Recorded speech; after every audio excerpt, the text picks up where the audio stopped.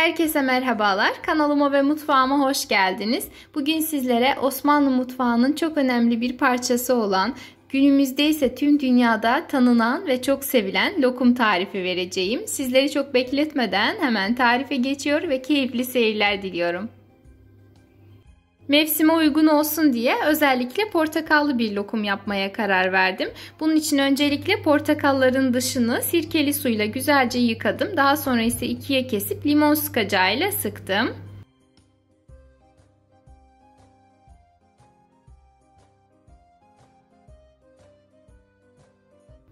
Portakalları sıktıktan sonra içerisinde tortusunun kalmaması için ince bir süzgeçten geçirelim. 2 adet portakal sıktım ve toplamda 125 mililitrelik çay bardağı ile 1 çay bardağı portakal suyu elde ettim. Elde ettiğim portakal suyunu uygun bir çırpma kabının içerisine alıyorum. Ve üzerine 1 çay bardağı mısır nişastası ilave ediyorum. Daha iyi kıvam için ben her zaman mısır nişastasını tercih ederim. Ve yarım çay kaşığı kadar da zerdeçal ekliyorum. Sadece rengine etki etsin diye. Kokusunda veya tadında herhangi bir etki olmayacaktır. O yüzden gönül rahatlığıyla kullanabilirsiniz. Ama eğer kullanmak istemezseniz isteğe bağlı çok az miktarda gıda boyası da kullanabilirsiniz. Şöyle tamamen pürüzsüz bir kıvam alana kadar çırptıktan sonra karışımımızı bir kenara alalım. Ve geçelim şerbetimizi hazırlamaya. Bunun için 2 su bardağı toz şekeri ve 2 su bardağı suyu uygun bir tencerenin içerisine alalım.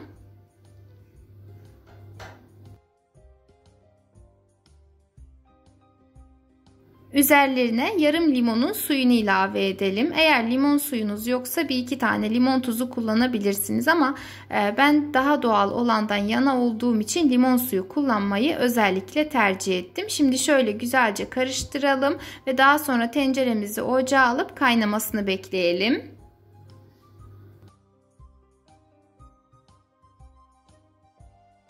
Kaynamaya başladıktan sonra lokumumuzun istediğimiz kıvamda olması için şerbetimizi 4-5 dakika kadar daha kaynatmaya devam edelim. Daha sonra ise hazırladığımız nişastalı suyu tekrardan çırpalım ki nişastası dibine çökmüş olmasın. Çırptıktan sonra bir taraftan sürekli çırpıcıyla karıştırarak diğer taraftan nişastalı suyu içerisine ilave edelim. Bu aşamada olabildiğince hızlı davranalım ki nişasta içerisinde topak topak olmasın.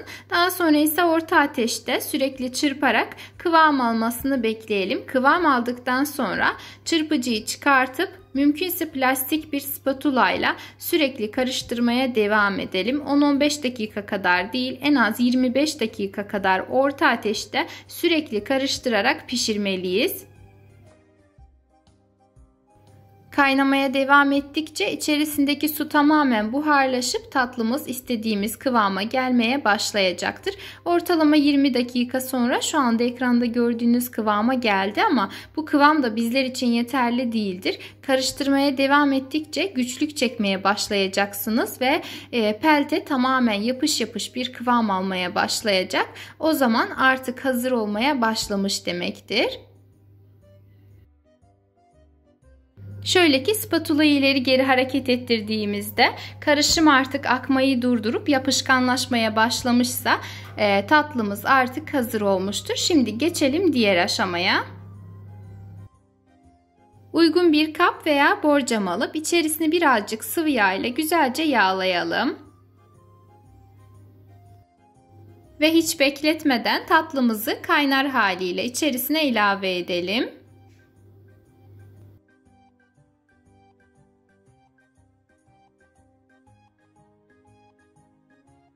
Şimdi tatlımızı spatula ile kabın her tarafına güzelce yayalım. Bu işlemi olabildiğince hızlı yapmanızı tavsiye ederim. Aksi takdirde üzeri istediğiniz gibi düzleşmeyebilir. Ve tatlımızı tamamen soğuyana kadar bu şekilde bekletelim. Daha sonra ise elimizle şöyle bir kontrol edelim. Kolayca çıkıp çıkmadığını anlamak için. Gördüğünüz gibi altına yağ sürdüğümüz için kolaylıkla ayrılabiliyor. Şimdi ters çevirmeden önce üzerine bolca buğday nişastası serpiştirelim.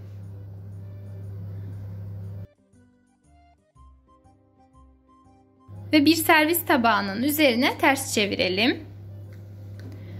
Şöyle gördüğünüz gibi kolaylıkla ayrıldı. Şimdi dilimlerken zorluk çekmemek için, yani bıçağımıza yapışmaması için tekrardan üzerini nişasta ile kaplayalım.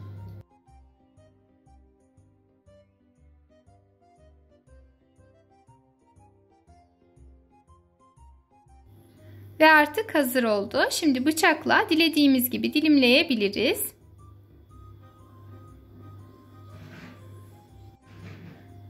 Her defasında bıçağımızın ucunu tekrardan nişastayla temas ettirelim ki keserken zorluk yaşamayalım.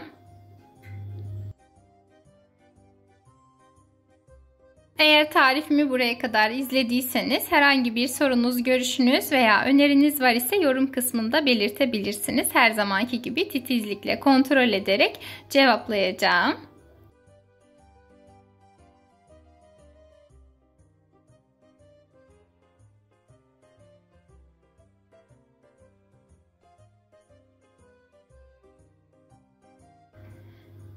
Hazır olan portakallı lokumlarımızı servis tabağına almadan önce dört tarafının da, yani her tarafının da bu şekilde nişastayla kaplanmış olmasına dikkat edelim ki yapışmasın. Şöyle gördüğünüz gibi kıvamı da gerçekten çok güzel oldu.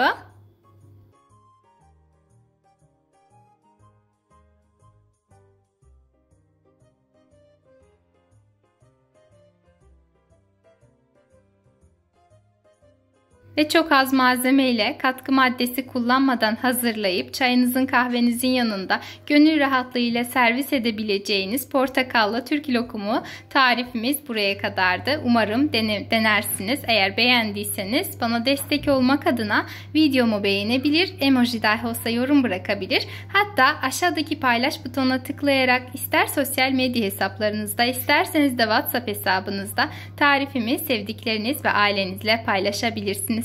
Yepyeni videolu tariflerimden haberdar olmak için kanalıma ücretsiz bir şekilde abone olarak bildirim zilini tüm olacak şekilde etkinleştirmeyi unutmayın. Sizleri sunumla baş başa bırakıyor ve Allah'a emanet ediyorum.